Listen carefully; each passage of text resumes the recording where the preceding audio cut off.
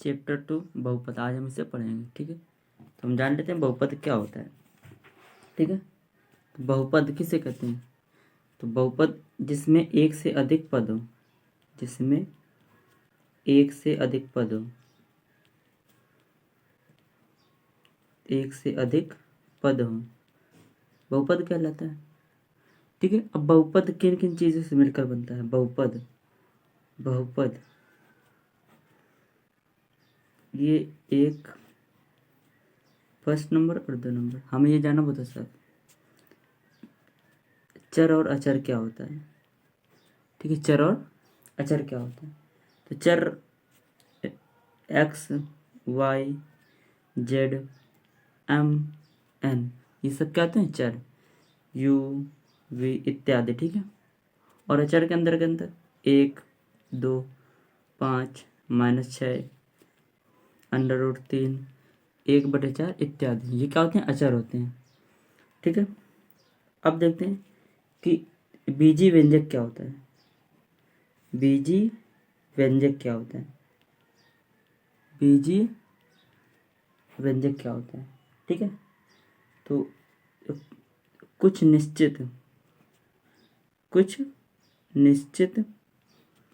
चर तथा अचर, कुछ निश्चित चर तथा अचर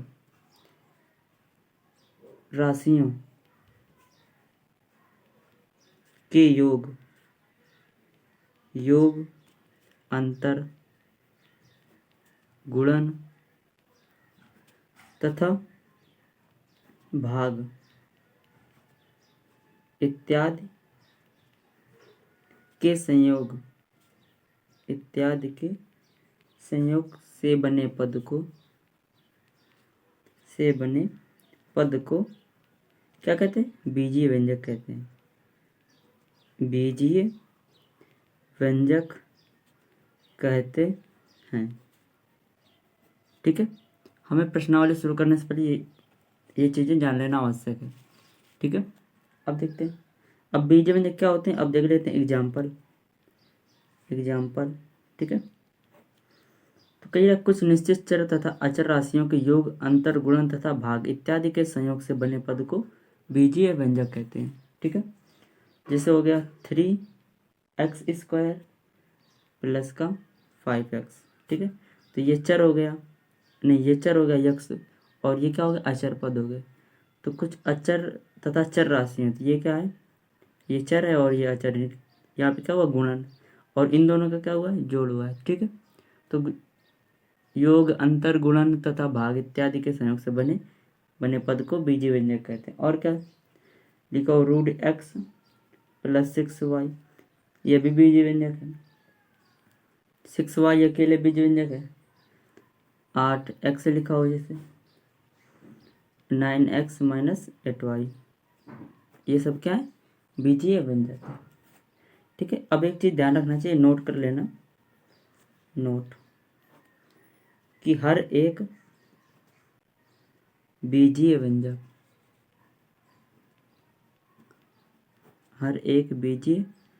व्यंजक, बहुपद नहीं होता, बहुपद नहीं हो सकता। ठीक है, प्रत्येक बीजीय व्यंजक बहुपद नहीं हो सकता है।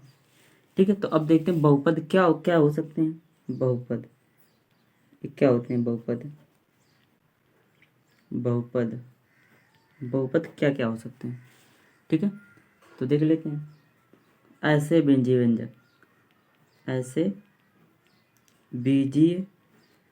व्यंजक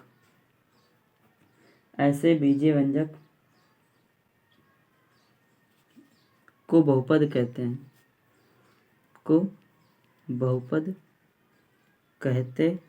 हैं, जिनमें इसके लिए क्या होती है? 3 शर्तें होती हैं, फर्स्ट, सेकंड और ये थर्ड। ठीक है, तो फर्स्ट शर्त क्या होती है? चर राशि का घातांक जो होना चाहिए, चर राशि का घातांक एक धनात्मक होना चाहिए, एक धनात्मक पूर्णांक होना चाहिए। ठीक है, ये होगी पहली शर्त। अब देखते हैं दूसरी शर्त क्या होती है। ठीक है, तो पदों की संख्या निश्चित हो, पदों की संख्या निश्चित होनी चाहिए, निश्चित हो, यानी कि पदों की संख्या निश्चित होनी चाहिए, यानी कि जिनको हम गिन सकें, जैसे 1, 2, 100, 50 इत्यादि। यानी कि डॉट डॉट पे नहीं लिखा होना चाहिए, डॉट डॉट आगे इन्फिनिटी तक नहीं जाना चाहिए। ठीक है, अब देखते हैं तीसरी शर्त क्या होती है। प्रत्येक प्रत्येक पद में चर राशि का गुणांक, प्रत्येक पद में चर राशि का गुणांक एक वास्तविक संख्या होनी चाहिए, एक वास्तविक संख्या होनी चाहिए। ठीक है, प्रत्येक पद में चर राशि का गुणांक एक वास्तविक संख्या होनी चाहिए। तो वास्तविक संख्या जैसे 1, 2, 5, √3, √5। अब वास्तविक संख्या की जगह जैसे काल्पनिक संख्या, ये कक्षा 12 में पढ़ोगे, इसलिए क्या -2, -2 का रूट लगा तो ये काल्पनिक संख्या है, तो ये संख्या नहीं होनी चाहिए। ठीक है, तो ये तीन शर्तों को जो भी बीजीय व्यंजक फॉलो करेगा वो क्या होगा, बहुपद होगा। ठीक है, अब इसके देख लेते हैं एग्जाम्पल क्या हो जाएंगे। ठीक है, तो एग्जाम्पल में देखते हैं जैसे हम एग्जाम्पल लिखते हैं 4 एग्जाम्पल। ठीक है, example first, second, third, fourth. ठीक है, 4 एग्जाम्पल लिखेंगे। x³ + 2x² + 5x, x² - 1/x हो गया। तीसरा 3x² - x + 5, और चौथा है √3x² + 6x - 1/x²। ठीक है, तो इसमें क्या है, क्या है, 2 बहुपद हैं और 2 बहुपद नहीं है, हमको इसमें छांटना है। ठीक है, तो देखते हैं कौन कौन से बहुपद हैं और कौन कौन से नहीं है। ठीक है, तो अब इस पर देख लेते हैं। लिखा x³ + 2x² + 5x। तो इसमें क्या कह रहा था, ये देखते हैं शर्त, चर राशि का घातांक एक धनात्मक पूर्णांक होना चाहिए। तो चर राशि ये है ना, तो धनात्मक पूर्णांक होना चाहिए। ये भी चर है, ये भी चर है, यक्स और यक्स। ठीक है, तो यहाँ पे 3 घातांक है, यहाँ 2 है और यहाँ पे 1। तो पहली शर्त तो फॉलो कर रहा है क्योंकि धनात्मक है। अब दूसरी, पदों की संख्या निश्चित होनी चाहिए। तो 1 पद, 2 पद और 3 पद, ये निश्चित है ना, 3 पद हो गए। अब करें प्रत्येक पद में चर राशि का गुणांक एक वास्तविक संख्या होनी चाहिए। तो इसमें ये इसका गुणांक है ना, 1 है गुणांक, ये वास्तविक संख्या है। इसमें 2 है और इसमें 5, ये क्या है, वास्तविक संख्या। तो ये क्या हो गया, बहुपद है। अब देखते हैं सेकंड नंबर, ठीक है, x² - 1/x। ठीक है, अब तो यहाँ पे करें चर राशि का घातांक एक धनात्मक पूर्णांक होना चाहिए। तो यहाँ पे तो धनात्मक है, लेकिन इसमें देखेंगे यहाँ बटे में लिखा हुआ है, अगर हम इसको ऊपर ले जाएंगे तो x की घाते -1 हो जाएगा कि नहीं। x की घाते अगर हम इसको लिखें परिवर्तित रूप, x² माइनस का x की घाते -1 लिख सकते हैं। तो अब यहाँ बोला चर राशि का घातांक एक धनात्मक पूर्णांक होना चाहिए, ना कि ऋणात्मक। लेकिन यहाँ पे क्या ऋणात्मक आ रहा है, तो इसलिए ये क्या है, बहुपद नहीं। अब तीसरे में देखते हैं 3x² - x + 5। तो घातांक तो इसमें एक सबका सही है, गुणांक भी इसके 3 है, पद भी इसमें निश्चित है, तो 3 ही है। तो ये भी क्या है, पर ये मतलब बहुपद है। ठीक है, अब इसमें देख लेते हैं, इसमें भी देखो बटे में लिखा हुआ है, ये जाएगा ऊपर तक, यहाँ पे क्या हो जाएगा, x की घाते -2 हो जाएगा। ठीक है, -2 हो जाएगा, तो ये भी क्या है, बहुपद नहीं है। ठीक है, अब देख लेते हैं एक अगला उदाहरण। यदि लिखा है -√2x² + 5x। तो क्या ये है, तो यहाँ पे देखो ये क्या है, -√, तो ये क्या है, काल्पनिक संख्या है। लेकिन यहाँ पे कह रहा है प्रत्येक पद में चर राशि का गुणांक एक वास्तविक संख्या होनी चाहिए, इसलिए यह भी बहुपद नहीं है। ठीक है, इतना समझा। अब देखते हैं बहुपद के प्रकार। बहुपद के प्रकार कौन कौन से होते हैं, तो ये 3 टाइप्स के होते हैं। ठीक है, फर्स्ट ये होता है एक पदी, एक पदी बहुपद और द्विपदी बहुपद, द्विपदी बहुपद और त्रिपदी बहुपद। ठीक है, तो अब इनको देख लेते हैं। एक ये क्या होते हैं, एक पदी बहुपद। तो इसमें जिसमें केवल एक पद हो, जैसे लिखा हुआ एक्स स्क्वायर लिखा है, कामा 5x कामा 9x, इसमें क्या एक ही एक पद है, तो ये क्या हो गया, एक पदी हो गया। अब दूसरा है द्विपदी बहुपद, क्या होते हैं, जैसे लिखा है एक्स स्क्वायर प्लस का 5x, इसमें दो पद है, तो ये हो गया द्विपदी बहुपद। एक्स स्क्वायर प्लस का 9, इसमें भी दो पद है। ठीक है, और क्या हो जाएगा, 9y लिख दो। ठीक है, कामा 9x प्लस का 5y, ये भी क्या होगा, द्विपदी होगा। ठीक, अब देखते हैं त्रिपदी बहुपद, ऐसा बहुपद जिसमें क्या हो, तीन पद हो। ठीक है, यहाँ पे ये भी एक्स स्क्वायर प्लस का 9, ये भी हो सकता है दो पद में। ठीक है, अब इधर देखो त्रिपदी में एक्स की घात है 3 5 एक्स स्क्वायर प्लस का 6x, ये का इसमें क्या तीन पद है, तो ये क्या हो गया, त्रिपदी बहुपद हो गया। ठीक है, एक्स क्यूब प्लस का 5x प्लस का 6, तो ये भी है त्रिपदी बहुपद। ठीक है, तो ये समझ में आ गया। अब देखते हैं शून्य बहुपद क्या होता है, शून्य बहुपद। ठीक है, शून्य बहुपद, तो ऐसा बहुपद जिसमें चर की घात क्या हो, शून्य, ऐसा बहुपद, बहुपद जिसमें चर की घात, चर की घात क्या हो, शून्य हो, यानी कि जो एक्स वाई जेड होते हैं तो उनकी घात क्या हो, शून्य हो। तो लिख लेते हैं, जैसे 8 हो गया, माइनस का 6, 4 3 1/2, ये सब क्या है, शून्य बहुपद है। क्योंकि यदि हम यक्स की घात 0 का मान निकालेंगे तो एक होगा, एक होगा। तो यदि हमें इनमें यक्स की घात 0, ऐसा बहुपद जिसमें चर की घात आएगा, तो ये क्या है, चर है, चर की घात 0 लिखो, तो इसका मान एक आ गया, तो 8 गुणित 1 8 ही आएगा, 8 ही आएगा। तो ये जो जितने भी लिखे हुए ये क्या है, सब शून्य बहुपद है। ठीक है, यानी कि यक्स की घात पे 0 होना चाहिए, यानी कि चर की घात पे 0 होना चाहिए। ठीक है, अब देख लेते हैं अगला, बहुपद के शून्यक क्या होते हैं, बहुपद के शून्यक, शून्यक या इनको मूल भी बोलते हैं, शून्यक या मूल। ठीक है, तो देखते हैं शून्यक, जैसे लिखा हुआ है पी एक्स बराबर एक्स प्लस 4। ठीक है, तो यदि हमको इनके शून्यक या मूल निकालने तो कैसे निकालेंगे। ठीक है, तो यहाँ पे एक नोट कर लेते हैं एक चीज, जितनी घात मतलब चर में जितनी घात लगेगी उतने उसके क्या होंगे, मूल होंगे या शून्यक होंगे। ठीक है, मूल या शून्यक, जितनी घात होंगे उतने क्या होंगे, शून्यक होंगे। अब यहाँ पे यक्स की घात का 1 है ना, तो यहाँ पे शून्यक का मान 1 होगा। अब हमको शून्यक निकालने के लिए, शून्यक ज्ञात करने के लिए क्या करेंगे, जो ये लिखा है इसको क्या करेंगे, 0 के बराबर करेंगे। x प्लस 4 इज इक्वल 0, तो x इज इक्वल, ये माइनस में हो जाएगा 4, x का मान -4 आ गया। ठीक है, तो ये क्या होगा, हमारा क्या होगा, शून्यक हो गया, मूल हो गया।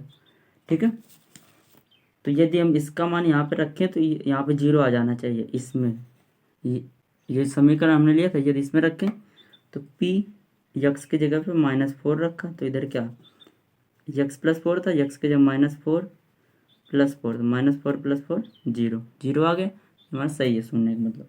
ठीक है, अब देखते हैं कि, अब यहाँ पे देख लेते हैं इसमें बुक पे, तो बुक पे यहाँ पे दिया हुआ है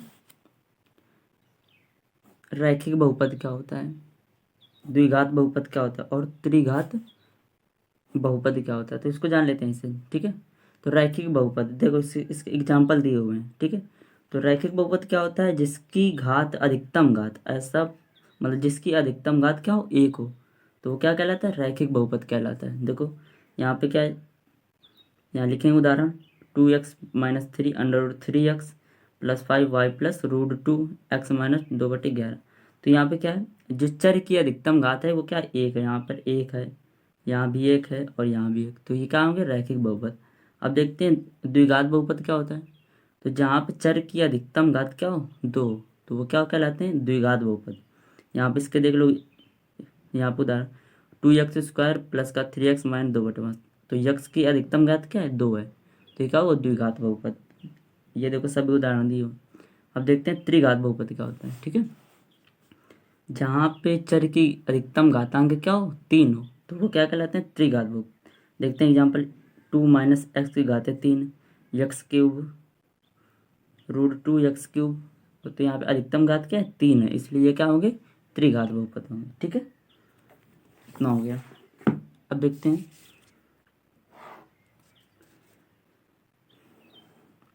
ये जानते हैं निर्देशांक। ठीक है, ये क्या होता है केंद्र होता है, इसके निर्देशांक 0,0, इसका क्या बोलते हैं केंद्र होता है।